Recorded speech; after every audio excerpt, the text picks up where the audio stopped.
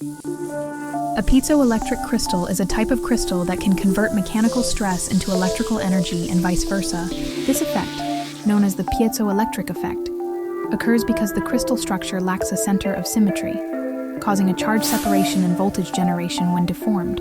These crystals are used in a wide range of applications, including sensors, actuators, and energy harvesting devices. What is the piezoelectric effect? The piezoelectric effect is the ability of certain materials to generate an electrical charge when subjected to mechanical stress, or conversely, to deform when an electric field is applied. When a piezoelectric crystal is compressed or stretched, the arrangement of atoms within the crystal lattice shifts, creating a separation of charge and a voltage difference across the crystal. This voltage can be used to power small electronic devices or be measured to detect mechanical forces. The reverse piezoelectric effect occurs when an electric field is applied to the crystal, causing it to physically deform. How are piezoelectric crystals used? Sensors. Piezoelectric crystals can be used as sensors to detect pressure, acceleration, force, and strain. For example, they are used in pressure sensors in touchscreens and microphones. Actuators. The reverse piezoelectric effect allows piezoelectric crystals to be used as actuators, converting electrical signals into precise mechanical movements. This is used in inkjet printers and ultrasonic transducers. Energy harvesting. Piezoelectric crystals can be used to convert mechanical energy, like vibrations, into electrical energy. This has potential for powering small devices or sensors in various applications. Crystal oscillators. Their precise frequency response makes them ideal for use in crystal oscillators, which are essential for timing and frequency control in many electronic devices, like watches and computers. Other applications. Piezoelectric crystals are also found in lighters, speakers, and medical imaging equipment. Examples of piezoelectric materials. Quartz, a common and well-studied piezoelectric material used in watches, sensors, and oscillators. Rochelle salt, a synthetic crystal with strong piezoelectric properties, historically used in microphones and phonograph pickups. Piezoelectric ceramics. Materials like PZT, lead zirconate titanate, and aluminum nitride, which are widely used in various devices due to their strong piezoelectric response. One of the most fascinating discoveries is that of the piezoelectric crystal properties of the pineal gland, also widely known as the third eye, and now we know why. Keep dreaming and remember to keep that eye open. Aura farming is a Gen Z and Gen Alpha slang term that refers to deliberately curating a cool, charismatic, or mysterious vibe to gain social admiration or aura points. It's about projecting an effortless, nonchalant energy through actions, poses, or aesthetics, often inspired by anime characters, video game culture, or viral social media moments. The term originated on TikTok around late 2023 and gained traction in 2024, particularly after an 11-year-old Indonesian boy, Rayan Arkan Dika, went viral for his confident dance on a speeding boat during the Patsu Jalur festival, earning him the nickname Aura Farming Kid. Examples of aura farming. Social media, posting moody, aesthetic photos with minimal captions, wearing trendy outfits subtly, or sharing cryptic videos to spark curiosity. Real-life actions. Striking dramatic poses, like leaning casually against a wall or signing a dropped piece of paper as if giving an autograph, to seem effortlessly cool. Pop culture references. Anime characters like Piccolo from Dragon Ball Z or Sasuke from Naruto are often cited as aura farmers for their dramatic, nonchalant entrances. Celebrities like Michael Jackson or Timothée Chalamet are also associated with the trend for their commanding presence. Aura farming can be both a compliment and a critique. Successfully pulling it off, e.g., Rayan's boat dance, earns admiration and viral fame. However, trying too hard or appearing inauthentic can lead to mockery, with comments like 1,000 aura for cringeworthy attempts. The key is nonchalance, making the cool factor look natural. You can't see me. Origins and spread. Gaming roots. The term farming comes from video games, where players repetitively grind for rewards, applied here to grinding for social clout. Anime influence. Popularized in anime communities, where characters exaggerate charismatic traits for dramatic effect, often humorously called out as aura farming. Viral moment. Rayon's dance, set to Young Black and Rich by Melly Mike, sparked a global trend, with athletes like Travis Kelce and teams like Paris Saint-Germain joining in. Tips for aura farming without being cringe. Be subtle. Avoid overt flexing. Let your actions speak. For example, wear a trendy outfit, but don't call attention to it. Embrace nonchalance. Act like your cool moments are no big deal, like landing a bottle flip and walking away casually. Engage authentically. Post content that feels natural to you, not overly curated. Just be yourself. Authenticity is prized by Gen Z. Learn from media. Study iconic moments, For e.g., goodness sake, anime love entrances or Michael Jackson's stage presence, but adapt them to your style. Avoid overtrying. If it feels forced, it'll be called out. Keep it effortless to avoid the trying too hard label. Aura farming in gaming. In some gaming contexts, like Marvel Rivals or Tux Aura, aura farming refers to collecting in-game resources to boost character abilities, often through strategic gameplay or community collaboration. This mirrors the social media trend's focus on accumulating points, but applies it to virtual rewards. Whether in social media or gaming, aura farming is about cultivating a captivating presence, real or virtual, while balancing authenticity and effort. The concept of aura farming, as popularized in online communities, particularly among Gen Z and anime fans, refers to the ability of a person or character to exude an overwhelming sense of presence, charisma, or badass energy through their actions, demeanor, or sheer existence. It's about commanding attention and respect without trying too hard. Think of moments that make people say, "That's just cool." Comparing Tutankhamun, the young Egyptian pharaoh, and Jesus Christ, the central figure of Christianity, in terms of aura farming, is an unconventional but intriguing exercise. Let's break it down, keeping it light and grounded in what we know from history, culture, and the modern lens of aura. Tutankhamun's aura farming.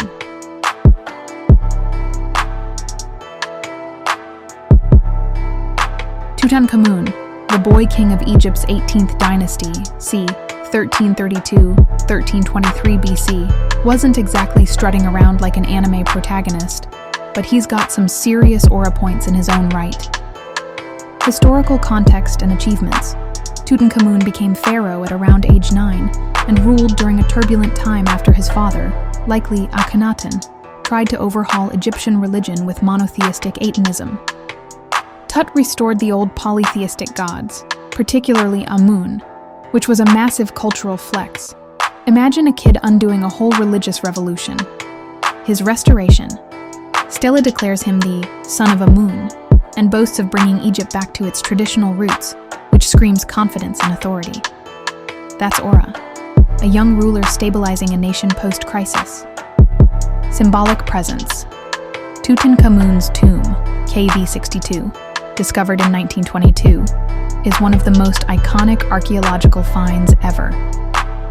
The golden mask, coffins, and treasures radiate opulence and mystique. The fact that his tomb survived largely intact, while others were looted. That's passive aura farming. His legacy just sits there commanding global fascination. The curse of the pharaohs myth tied to his tomb's discovery only adds to his enigmatic vibe. Physical and mythic aura. Tut's mummy showed he had an overbite and was likely frail, possibly battling malaria and a leg injury. Yet, he was depicted as a god king, worshipped in his lifetime, with statues and inscriptions projecting divine power. His name, meaning living image of Amun, and the KRST, anointed title on his coffin, link him to a messianic archetype, giving him a spiritual swagger that resonates across millennia. Aura farming moment. Picture Tut, barely a teen, ordering the restoration of temples neglected under Akhenaten. The restoration. Stella describes him as the beloved son of Amun, who protects the father who begot him. That's a kid stepping into a divine role, calmly asserting control over a fractured empire. It's understated but commanding, like walking into a room and everyone knows you're in charge. Jesus Christ's aura farming.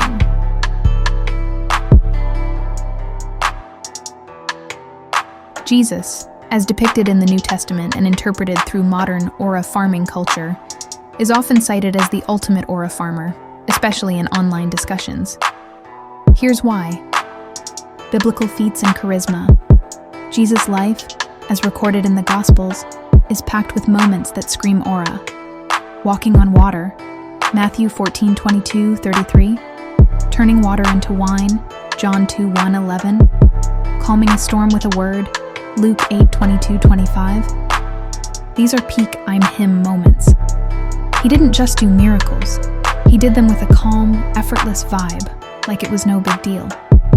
Crowds followed him based on word of mouth alone, no social media needed.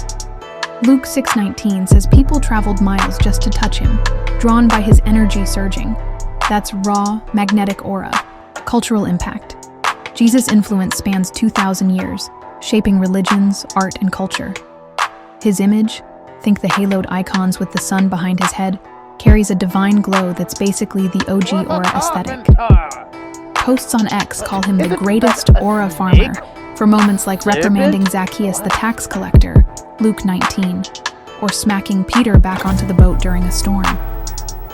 These aren't just acts of power, they're stylish, memorable flexes.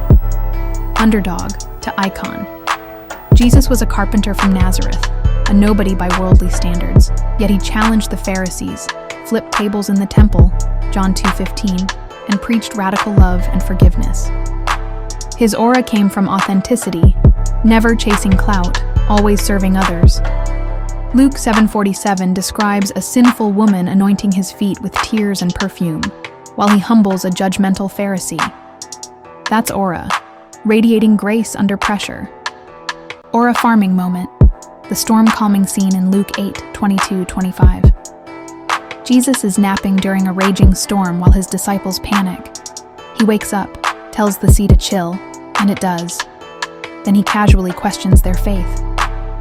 It's the ultimate I got this energy. Zero effort, maximum impact. Demons begging him for mercy, Luke 8:31. That's just icing on the aura cake. Comparison, Tutankhamun versus Jesus. Presence and charisma. Tutankhamun's aura is rooted in his divine kingship and the enduring mystique of his tomb. His rule was symbolic, backed by advisors like I, so his personal charisma is less documented. He was more a figurehead than a hands-on leader. Jesus, however, was all about personal presence. His words and actions drew thousands, and his calm defiance of authority, e.g., outsmarting Pharisees in debates, gives him an edge in raw, in-the-moment aura. Jesus feels like he's actively farming aura with every parable and miracle. Cultural legacy.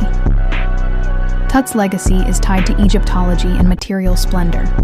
His golden mask is a global icon. But Jesus' influence is arguably unmatched, shaping billions of lives and inspiring art, music, and philosophy. His aura transcends time, with modern fans on Reddit and X still hyping his badass moments. Tut's aura is static, preserved in artifacts. Jesus is dynamic, living through stories and faith. Cool factor in modern terms. In the aura farming lens, Jesus gets more hype in online spaces. Reddit threads and X posts consistently crown him the GOAT of aura for his effortless miracles and moral authority. Tutankhamun, while respected, doesn't get the same pop culture love. He's more academic than memeable. Jesus' ability to cook opponents like the Pharisees with wit and grace seals his edge. Controversial connections. Some fringe theories, like those by Ahmed Osman, suggest Tutankhamun as a prototype for Jesus, pointing to shared titles like Son of Nun, Joshua Jesus, or the KRST, Anointed, concept in Egyptian and Christian contexts. These are speculative and not widely accepted, but they add a layer of mythic overlap that boosts both figures' aura in a comparative sense. Most scholars dismiss these as coincidences, not evidence, but they fuel the Tut-Ekener Jesus aura debate online. Verdict: Tutankhamun's aura is regal, rooted in divine kingship, and the timeless allure of his tomb's treasures. He's the quiet kid who inherited the throne and made history by existing. But Jesus Christ takes the crown for aura farming. His miracles, teachings, and ability to shift atmospheres, whether calming storms or forgiving sinners, make him a walking aura generator. Online communities agree. Jesus' blend of humility, power, and swagger, like drowning demons in pigs or roasting Pharisees, is unmatched. Tut's got the drip with his golden mask, but Jesus is the vibe. Oh wait, that is unless we consider that we have actual evidence of Tut's existence. Meanwhile, no proof that Jesus ever existed at all. Another key point is that Pharaoh King Tut is the representation of God on earth in human form.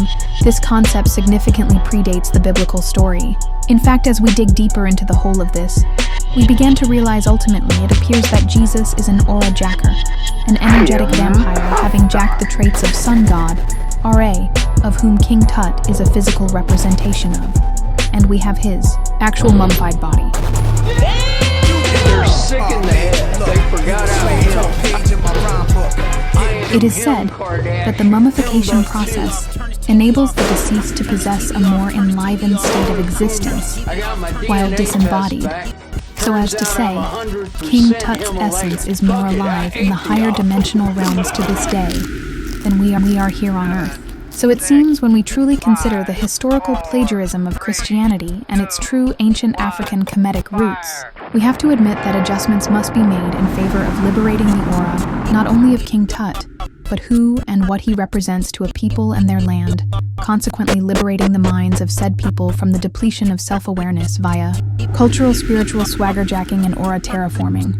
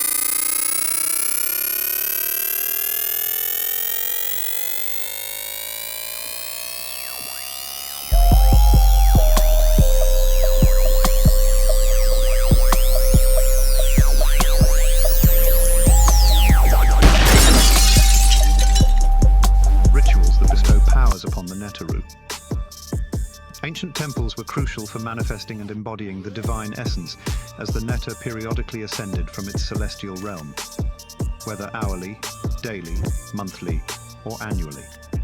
The inception of ancient timekeeping was likely intended to create a systematic order and offer a consistent method for comprehending this order. In the temple, the emergence of light signified the conclusion of the dark hours, as it was believed that the deity would awaken in cyclical intervals determined by the temple's cosmology and descend into the divine house. Thus, astronomer priests conducting their craft in observatories atop temple roofs observed the sun's trajectory during the day and tracked the stars' movement across the nocturnal sky. Alongside the esteemed sacred astronomy of Egypt, these experts introduced a timekeeping system that we have inherited. Contemporary societies have neglected the latter approach, resulting in a diminished comprehension of the era and cycles of celestial forces. Each day, a circle of stars traverses the sky as the Earth rotates on its axis. Yet only half of these stars are discernible to the unaided eye. Seasonally, particular constellations are visible at dawn or dusk along the horizon. Other celebrities traversed a predictable trajectory across the sky.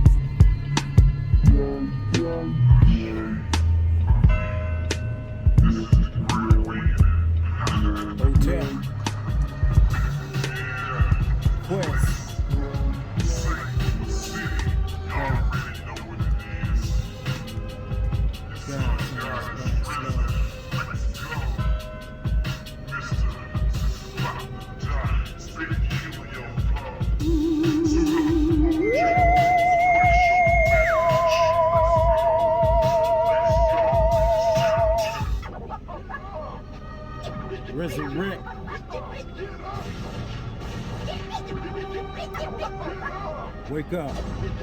Transmigrate. Transmutate. Transform.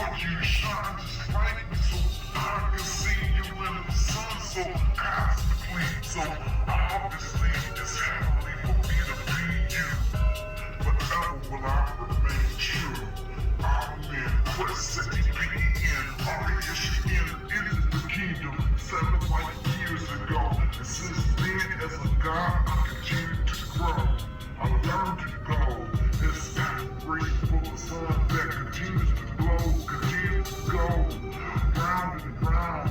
It's so cyclical. 360 degrees of perfect circle.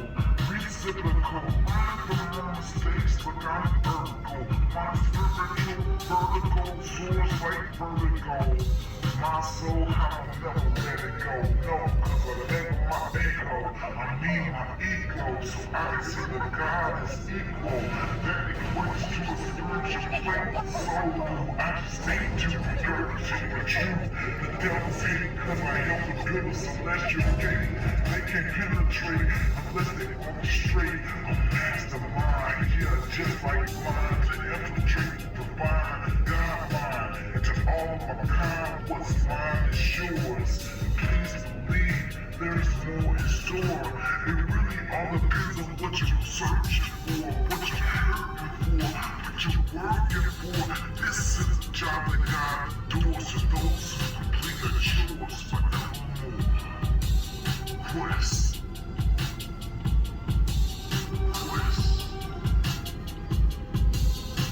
Chosen by God.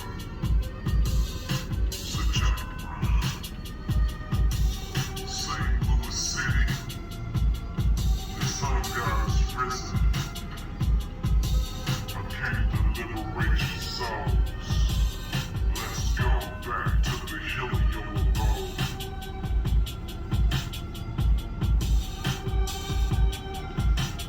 Heaven is near, yet so far. You must want to be a star. Get up. Suit up, origin points. Twist, you're the commander in chief. Let's go.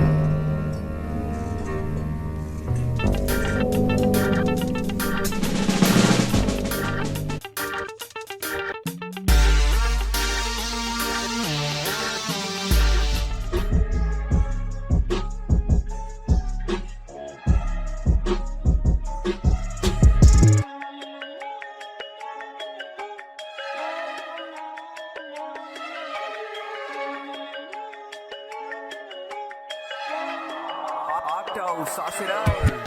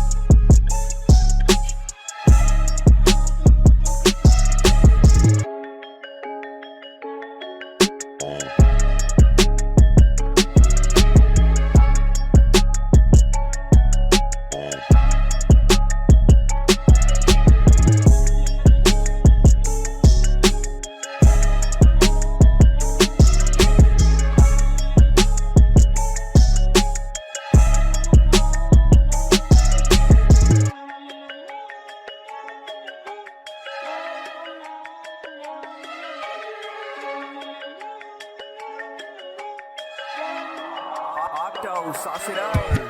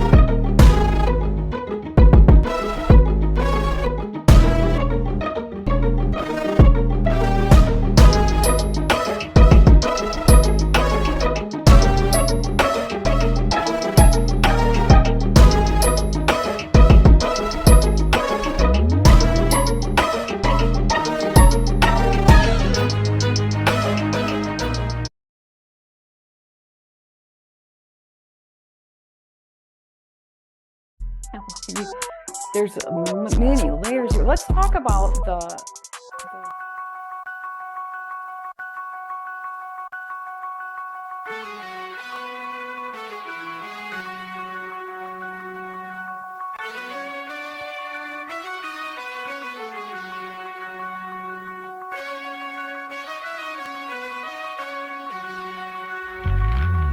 They said I was a walking contradiction. Black and intelligent, to cerebellum heavy like a Gatling. Fiction, I got a whole crew that'll murder you. Mathematically subtract your existence. High priest in white robes, moonlight and street clothes. Dropping more signs like the last benediction. Shift on them devils with 7 conducting metals. We on the 11th level, try to catch us. Wishing.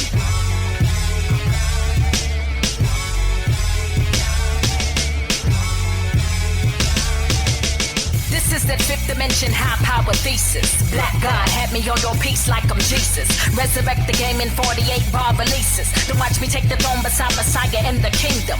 Cause I greet with peace, don't mean the battle gon' be easy. I got goons divining runes and moons under the geisha. Carving out the glyphs of my legend on my stealer. Sorrow take the mic and turn the echo in the ether.